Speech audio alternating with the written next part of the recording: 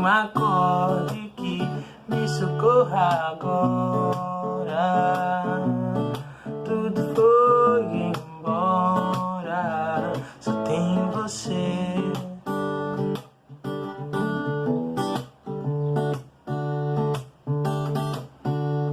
Havia silêncio que mostrou os meus vícios. Me agarro, contigo vem, me socorra agora. Tudo foi embora, só tem você, amor, agora. E essa não é mais uma canção de amor. Não, não, não.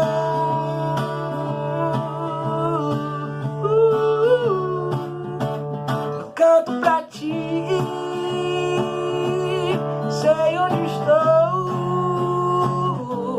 Olhando pra mim, posso saber que nada sou. Eu grito pra ti, ó Deus, vem me socorrer. Olhando pra mim, posso saber que nada posso fazer.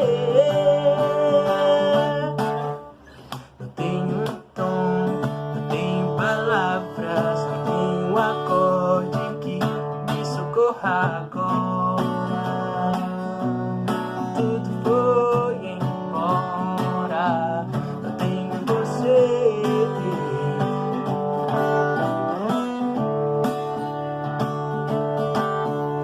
Havia silêncio que mostrou os meus vícios. Me agarro, contigo vem, me socorra agora.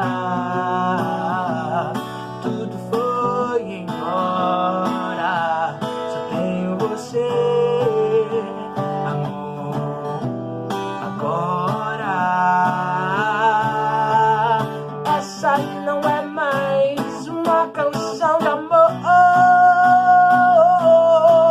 Não, não, não.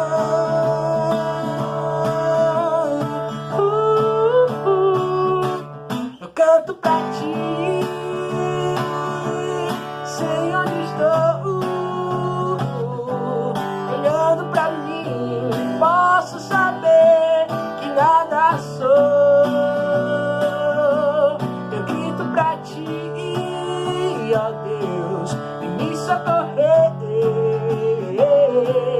Olhando pra mim, posso saber que nada posso fazer. Eu canto pra ti, sei onde estou.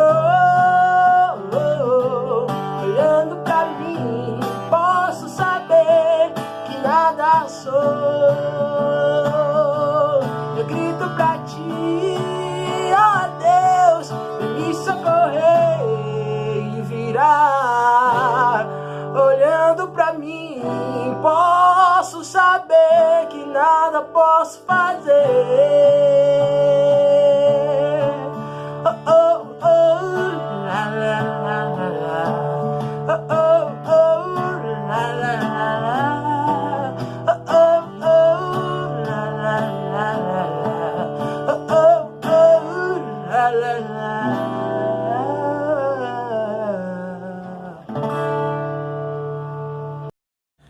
Graças e paz, amados. Hoje, 21 de abril de 2020, né, a mensagem desta noite, nós vamos falar sobre o sacrifício de Cristo na cruz do Calvário. E o título da mensagem é Somente Deus é Humano. Vou pedir sua atenção, nós vamos falar um pouco sobre o contexto histórico grego, romano, com relação à ideia do que é crucificação, a ideia do que é escravidão, a ideia do sacrifício em si. E pedimos a sua atenção, que o Senhor nosso Deus aplique ao seu coração aquilo que Ele aplicou ao meu, de forma que a gente continue crescendo na graça e no conhecimento do Senhor. Então a mensagem Somente Deus é Humano, 2 versículos nós vamos ler inicialmente, que é Deuteronômio capítulo 21, versículo 23, que diz assim: Seu cadáver não poderá permanecer na árvore durante a noite.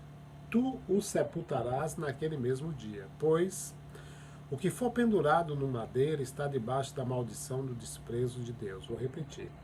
Pois o que for pendurado no madeiro está debaixo da maldição do desprezo de Deus. Sendo assim, não tornarás impura a terra que o Eterno Senhor teu Deus te dá como herança. E em Gálatas 3,13 está escrito: foi Cristo quem nos redimiu da maldição da lei, quando a si próprio se tornou maldição em nosso lugar. Pois, como está escrito, maldito todo aquele que for pendurado no madeiro. Interessante a gente entender a etimologia da palavra humano. Nós somos humanos, né? Então a origem da palavra é humus, que vem proveniente da terra. Nós somos pó e ao pó vamos voltar. E uma outra palavra que também vem dessa mesma raiz é a palavra humildade. Humildade é a beleza da santidade, é a gente nada ser, mas Cristo ser em nós. Vivo não mais eu, mas Cristo vive em mim. Então, que eu e você possamos crescer em humildade, que o Senhor nosso Deus nos ajude na dimensão do seu Santo Espírito a que, ao mergulharmos na sua palavra, cresçamos, né, de forma a alegrar o coração do Pai. Então vamos lá. Na humanidade existem duas maneiras de se avaliar se uma vida foi importante ou não. E tomando por base esse processo de avaliação, a gente vai enxergar, no contexto humano, né, que Jesus não foi um grande homem. E um desses processos de avaliação é o processo do herói, o outro é o do santo. No mundo antigo, no mundo grego-romano, a figura admirada era a figura do herói. O que seria um herói? Um herói é alguém que vence obstáculos, né? E vencendo esses obstáculos ele vai atingir um potencial pleno de excelência. E assim, nesse potencial, ele vai receber status, vai receber ascensão social, vai receber honra, vai receber reconhecimento. Quando a gente olha ao nosso redor, a gente percebe que muitas pessoas elas estão empreendendo um esforço enorme para obter, todos os dias estão exercendo esse esforço, com o intuito de obter o reconhecimento nas suas vidas, ou seja, o ego funcionando. E é exatamente por isso que, para os gregos, por exemplo, as Olimpíadas, que não aconteceram esse ano, né, por conta da pandemia, as Olimpíadas daqueles dias não eram jogos tão somente pautados em jogos, mas também era uma cerimônia religiosa, um mundo que representava uma vida bem-sucedida. Eles chamavam as disputas nas Olimpíadas de agon, a raiz da palavra agonia.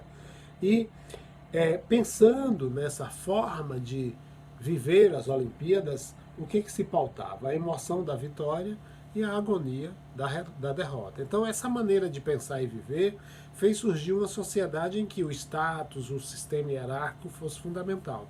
A identidade do indivíduo era determinada pelo degrau ocupado na escala social.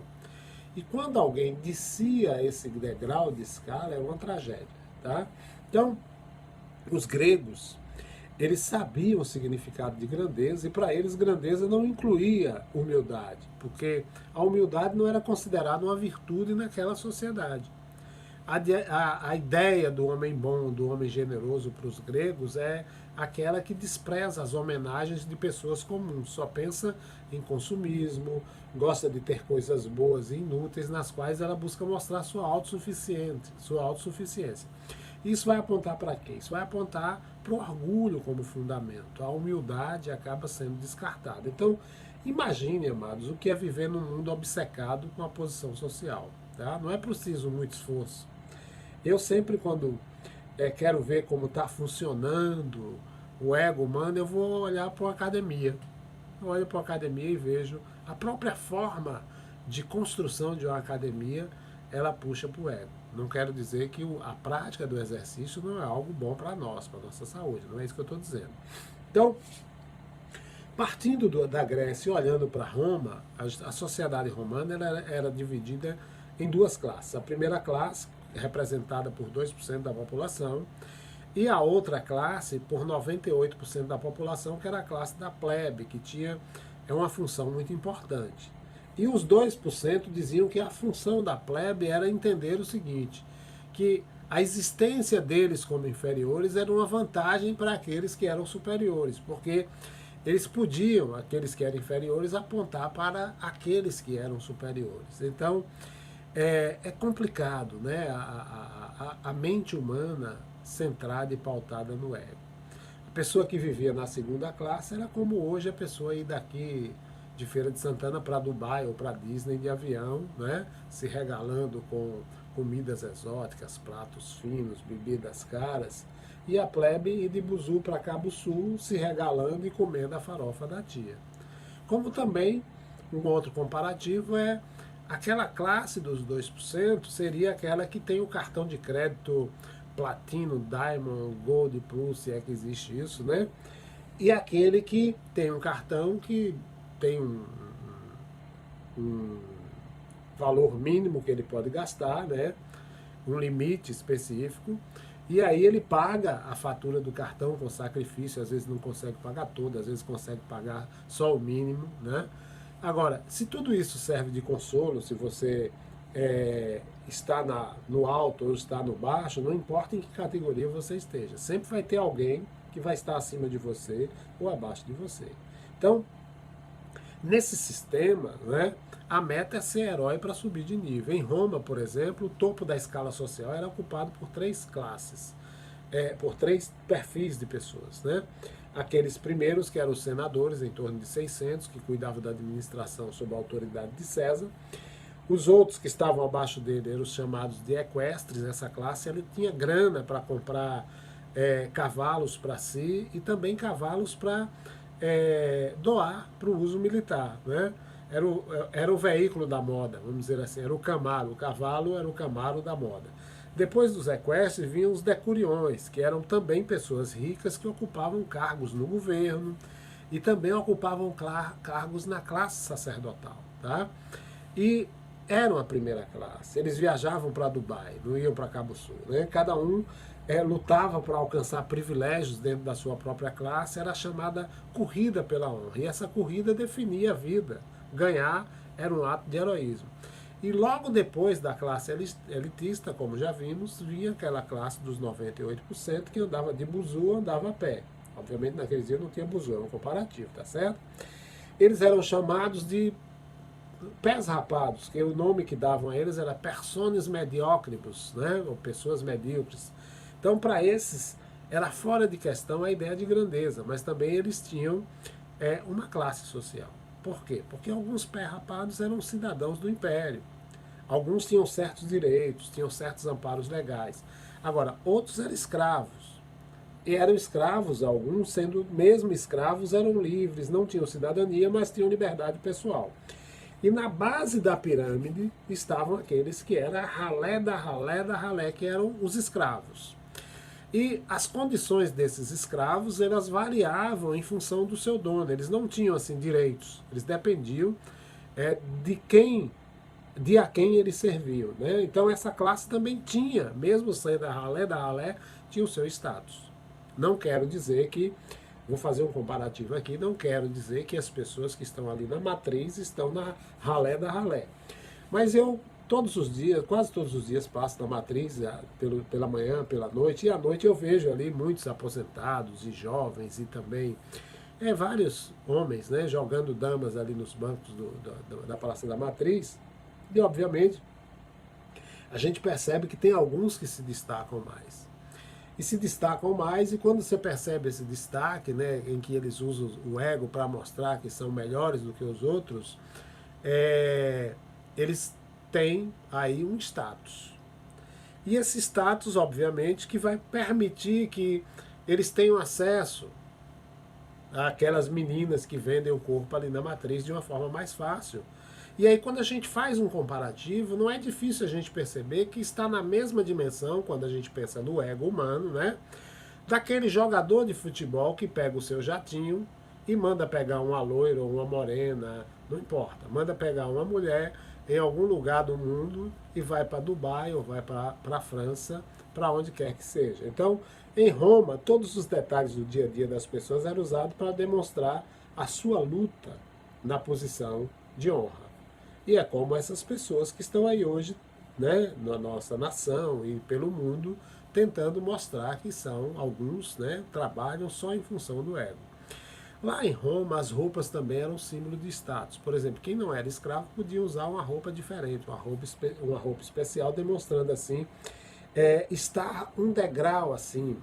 Por exemplo, senadores, eles usavam uma toga, que era um símbolo de status, que era usado por também outros das classes mais ricas, mas o senador, além da toga, ele usava uma faixa azul, né, que era uma associação à cor azul à nobreza. Já um equestre, ele não podia usar a faixa azul, ele usava a toga, tá, luxuosa. Aí o que ele podia usar era anel de ouro nos dedos, né, usava vários, e tanto que eram chamados da Ordem dos Anéis. Quando a gente olha para a palavra de Deus, a gente vai perceber no capítulo 2 de Tiago, versículo 2, que Tiago faz uma advertência a esses equestres. Ele instruiu os cristãos da época a não tratar um visitante com anel de ouro e roupas finas com a mesma consideração do que os que, com mais consideração, melhor dizendo, do que aqueles que estivessem com roupas esfarrapadas. Jesus dava também esses ensinos. O mesmo valor que tinha um equestre tinha que ter um escravo.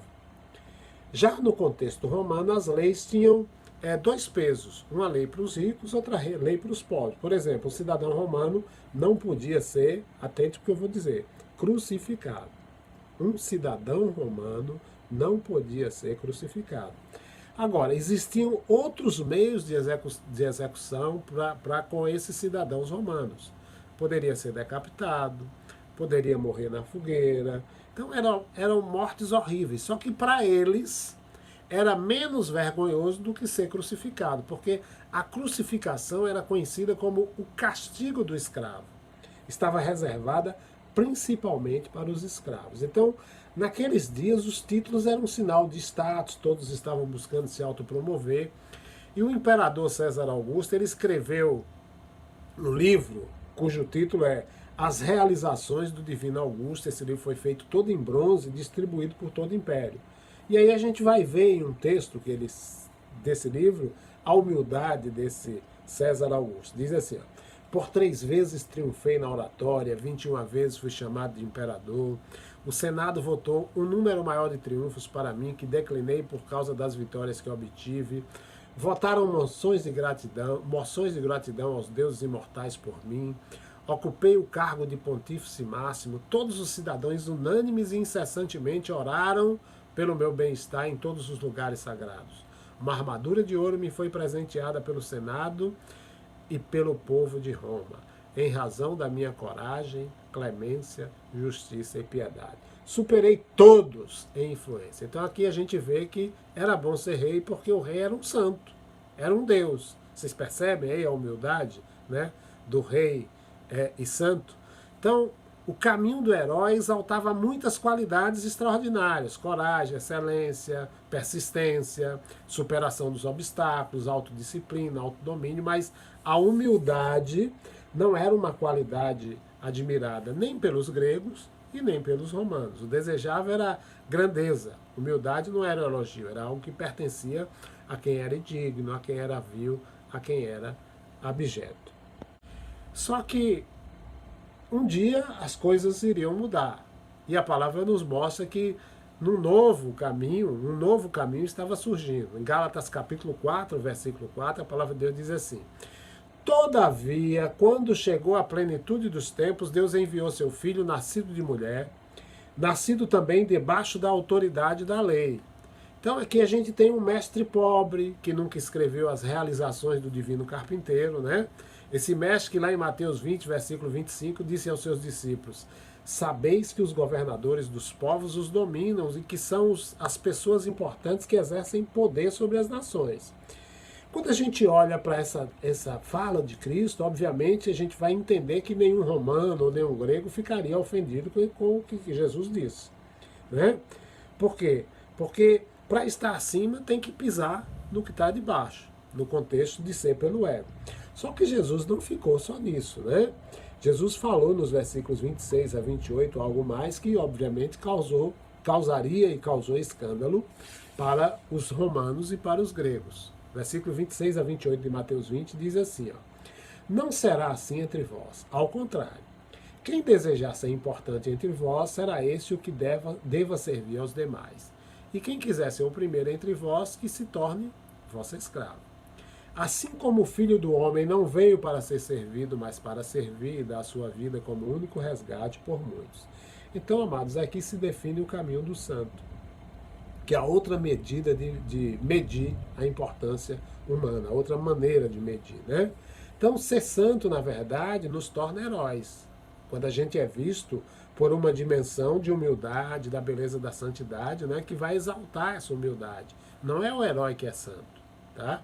Por que não? Porque um santo, ele não se valoriza pelo que ele faz, mas recebe seu valor pela graça.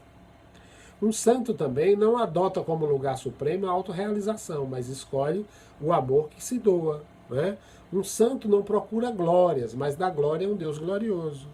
Um santo não impõe sua vontade, ele entrega essa vontade nas mãos do Deus bondoso. Um santo também não se sente humilhado por servir, ele age de boa vontade. Quer ver? João capítulo 13, eu acho fantástico esse texto, versículo 1, mas vamos ler os versículos 3 a 5, que diz assim: Jesus sabia que estava no comando porque o Pai havia determinado isso.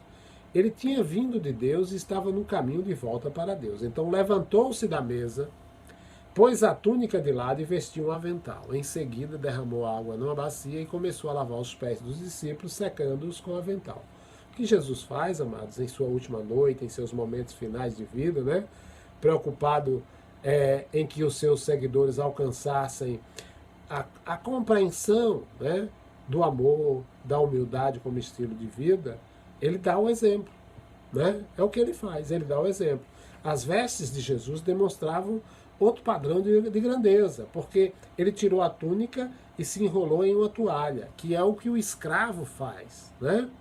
Jesus, ele vestiu o uniforme de um escravo, e em sua profissão Jesus seguiu um caminho diferente do ideal de Roma ou do ideal da Grécia, né?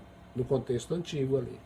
Então, durante a maior parte de sua vida, Jesus trabalhou com as mãos, executando o serviço duro como carpinteiro, e nenhum herói da literatura grego-romana fez isso. Jesus fez. Então, um dos seus últimos atos foi qual? Foi de lavar os pés. Lavar os pés tinha um papel importante na vida diária daqueles dias. Era um ato de hospitalidade, era um ato de higiene e também um ato de purificação. Mas era um trabalho indigno para quem fazia aquilo. Lavar os pés era restrito somente aos escravos. E, por exemplo, um escravo judeu não era exigido que ele lavasse os pés. Olha a indignidade dessa atitude. E os discípulos de Jesus amam tanto o seu mestre que tentam lavar os seus pés.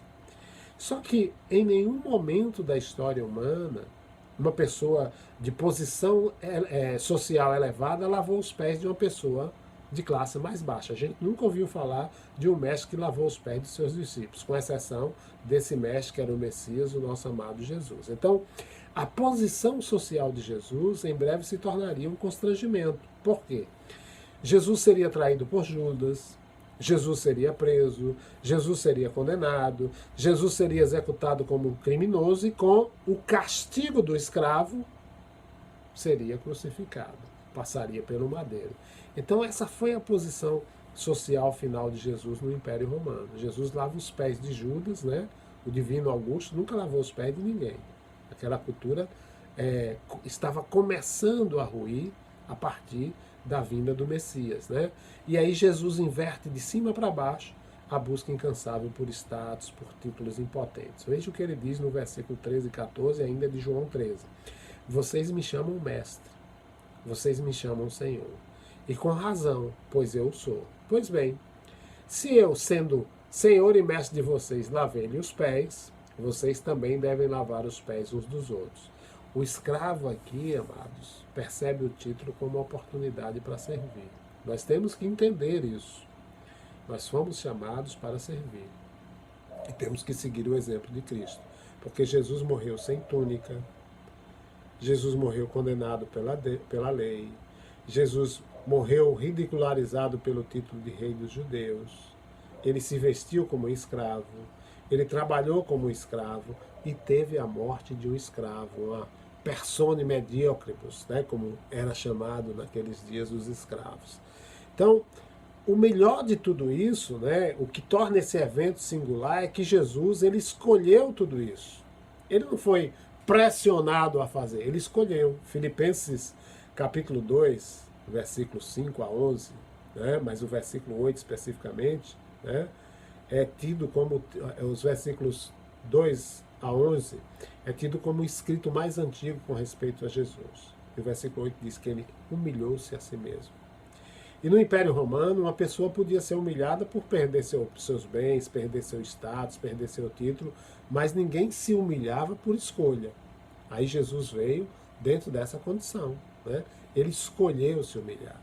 E depois da crucificação, interessante, é que uma nova comunidade é formada em Roma e em todo o mundo da época. E as pessoas não sabiam mais em que classe se encaixar, né? Veio a plenitude dos tempos. E essa nova comunidade, ela alterou alguns princípios que eram admirados e necessários para a manutenção da ordem, né? Em Cristo, ensinava os cristãos daquela época que todos eram iguais, as diferenças de posto, de nível eram irrelevantes. E aí começou a surgir nas reuniões das igrejas membros da elite sentados ao lado de escravos e de pequenos artesãos. Escravos chegavam, por exemplo, para o culto e se sentavam ao lado de equestres, de senadores, de decuriões, de patrões, e uns lavavam os pés dos outros. Paulo, né, ele diz em Romanos 12:6, algo relacionado a isso. Então a pergunta que eu faço é, de que lado você está? Você está do lado do herói ou você está do lado do humilhado? Porque Jesus foi escravo.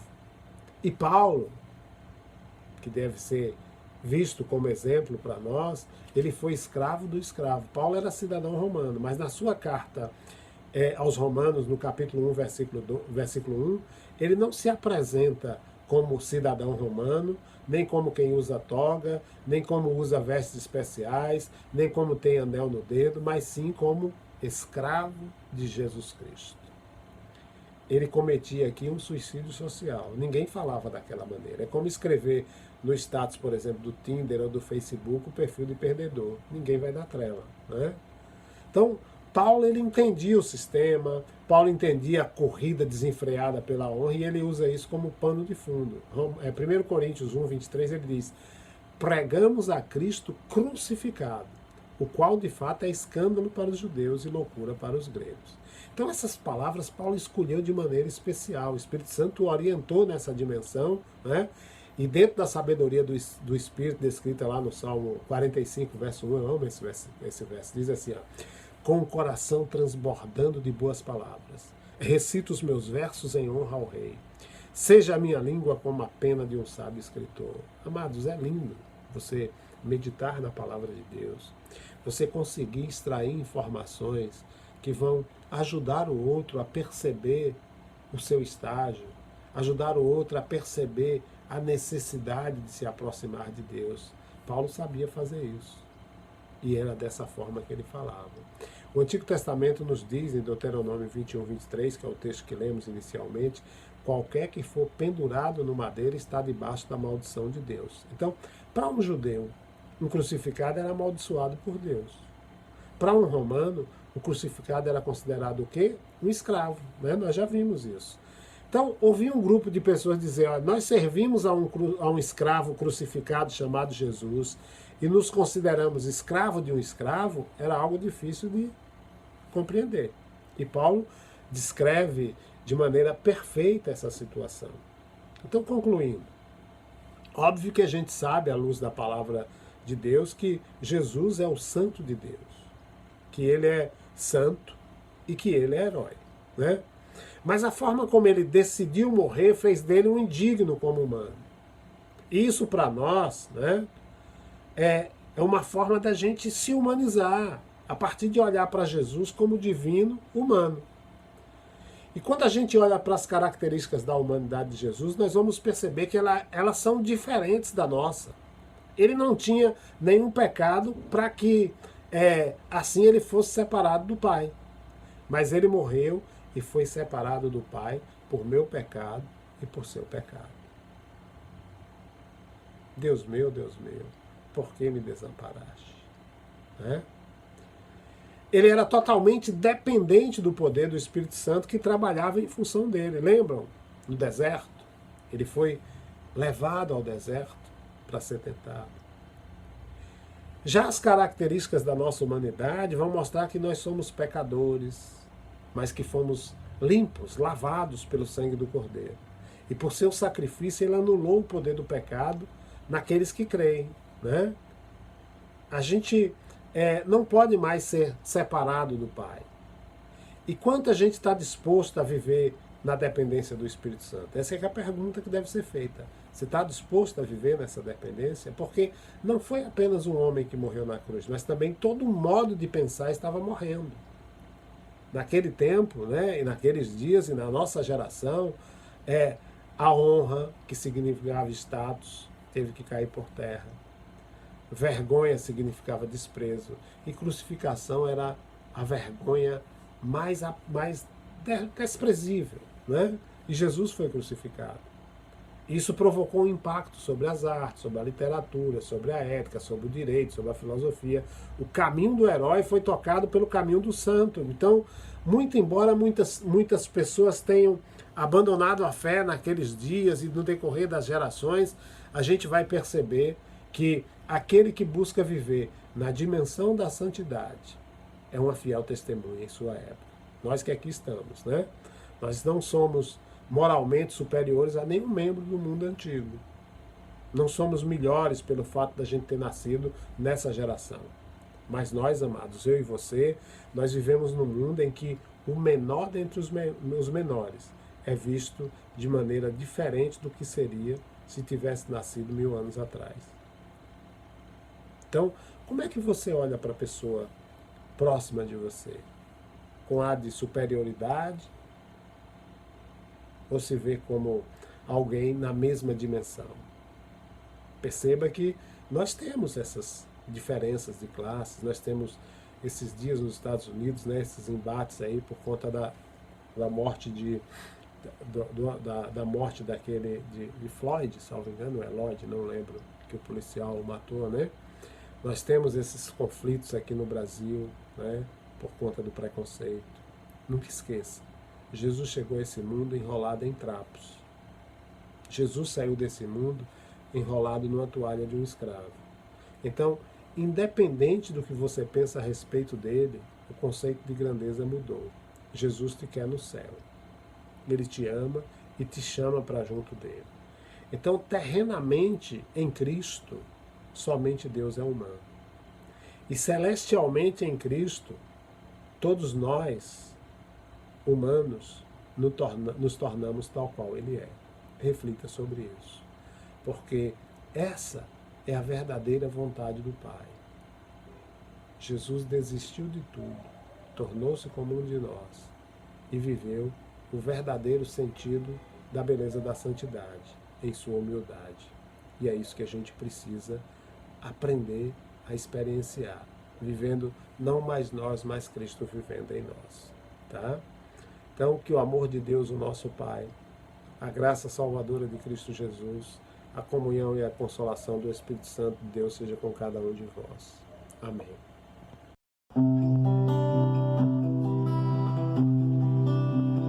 Hey, hey, hey, hey, hey,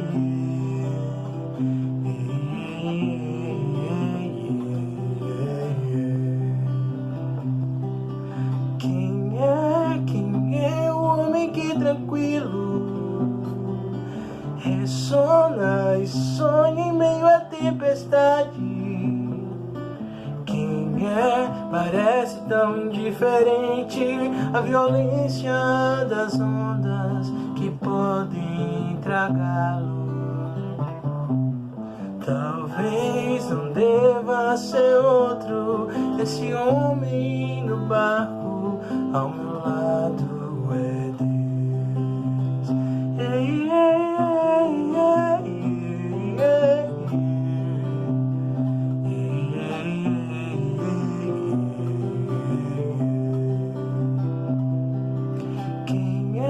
Quem é o homem nesse barco? Quem é o mar e o vento lhe obedecem? Quem é depois que fala é calmaria? Mas eu tremo, eu morro de medo. Porque deve ser outro. Este homem no barco ao meu lado é Deus. De que me vale essa bonança do lado de fora dessa embarcação, se ali na proa está alguém que sabe muito bem de todas as tormentas do meu coração. Eu quero me lançar aos seus pés, sua luz é tão intensa que eu temo morrer ali. Ei, ei, ei,